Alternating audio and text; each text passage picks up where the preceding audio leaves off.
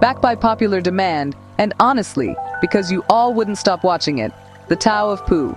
Yep, Winnie the Pooh, the world's gentlest troublemaker, still has more wisdom than half the self-help aisle. Today we're diving again into how this honey-loving bear accidentally explains Taoism better than most textbooks.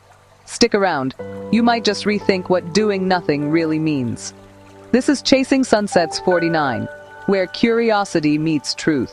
What if wisdom isn't a mountain to climb, but a honeypot to notice?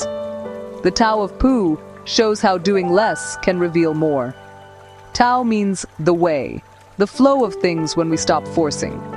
Pooh is our guide, simple, present, quietly wise. Let's walk the woods and learn the way.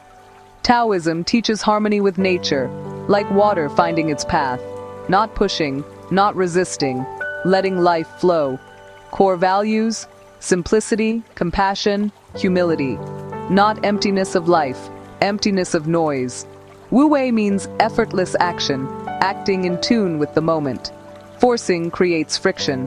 Align with conditions and work gets lighter. Try one thing: full attention, gentle pace. Breathe, notice, then move. Po, the uncarved block, naturalness before overthinking. We rush to chisel ourselves. Pooh stays simple. Curiosity over complexity invites sweet outcomes. Keep fewer things. Keep clearer mind. Quick pause. If you're enjoying this, subscribe.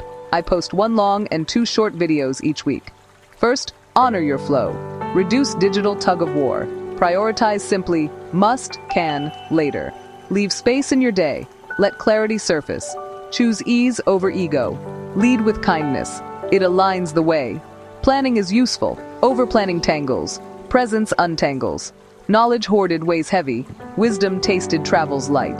The Tao is ordinary magic, available in each breath, each step. Be simple.